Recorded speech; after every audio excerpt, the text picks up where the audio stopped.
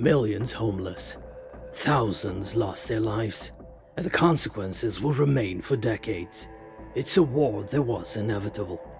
Started centuries ago, but was ignited last month when nearly 2,000 Hamas militants stormed into Israel, killing around 1,400 people, mostly Israeli civilians, including women and children.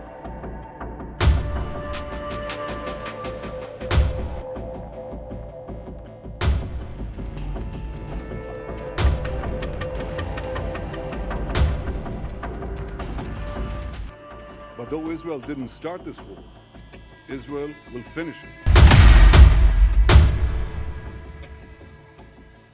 Israel clapped back, and it is still underway.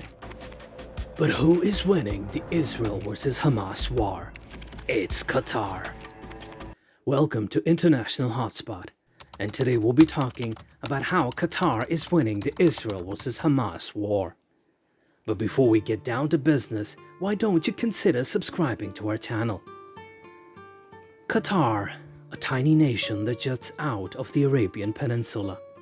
It's about twice the size of Delaware, with just 300,000 citizens.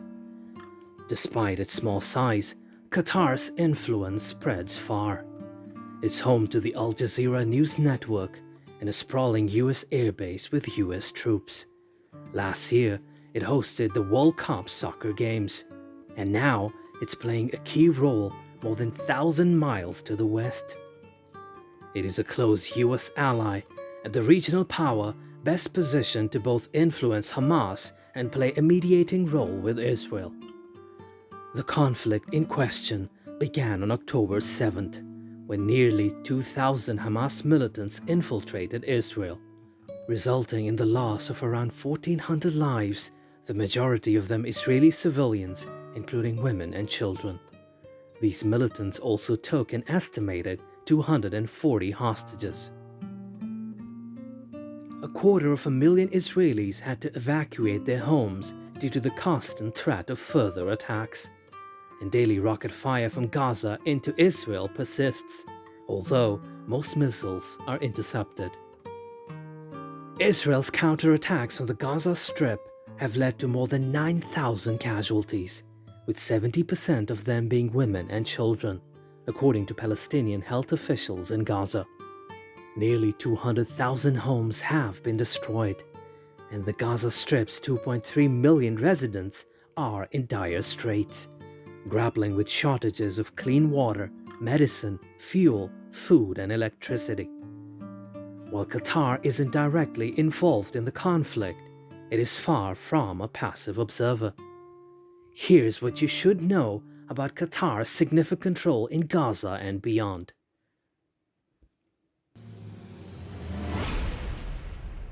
Chapter 1. Qatar's behind-the-scenes role. In recent weeks, Doha, Qatar's capital, has played a key role in brokering the release of 4 Israeli hostages held by Palestinian militants. It has also been instrumental in negotiations alongside the US, Egypt, Israel, and Hamas to help foreigners trapped in Gaza exit through the territory's border with Egypt.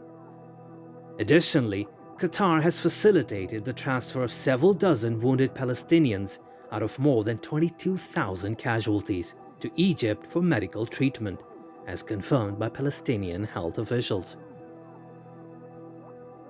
Qatar's ability to perform these mediating functions is partially due to its hosting of Hamas leaders in exile.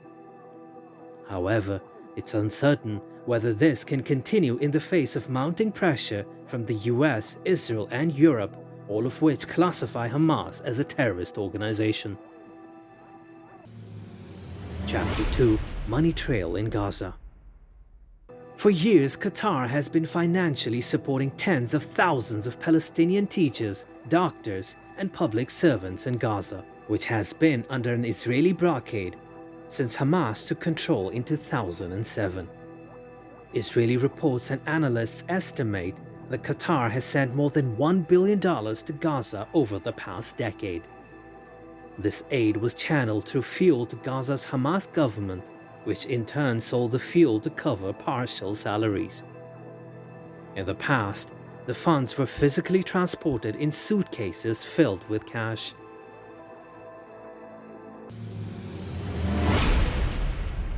Chapter 3: Al Jazeera and Qatar's soft power. Al Jazeera, the Qatar-based news network primarily funded by the Qatari government, is one of the most widely viewed Arabic channels globally. It is one of the few news outlets broadcasting live from across the Gaza Strip during the current conflict, delivering news in both Arabic and English. While Al Jazeera's alternative viewpoints on major Middle East crises have irked Israel and some Middle Eastern governments, it remains an invaluable source of news and information for hundreds of millions of homes with Arabic satellite receivers. Chapter 4: Maintaining Global Ties. Qatar is not just a regional player, but also maintains a global presence. It hosts thousands of US troops at the Al Udeid Air Base, serving as a regional headquarters for US Central Command.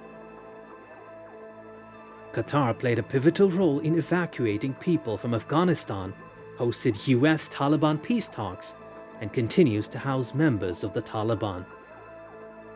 The country also maintains close ties with Iran, sharing an underwater gas field in the Persian Gulf. Chapter 5: Qatar's relationship with Israel. Despite not publicly condemning the Hamas attacks on Israel, Qatar was one of the first Gulf Arab states to establish trade ties with Israel in the 90s. However, these ties have since been severed, and Qatar's emir has criticized Israel's actions in the Gaza Strip.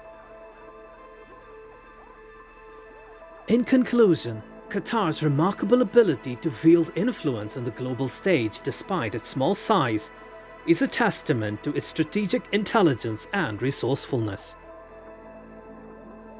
Throughout the Gaza conflict and in other international endeavors, Qatar has consistently demonstrated its skill in leveraging its unique position and resources to broker peace, offer humanitarian aid, and maintain diplomatic ties with various actors from the US to Iran.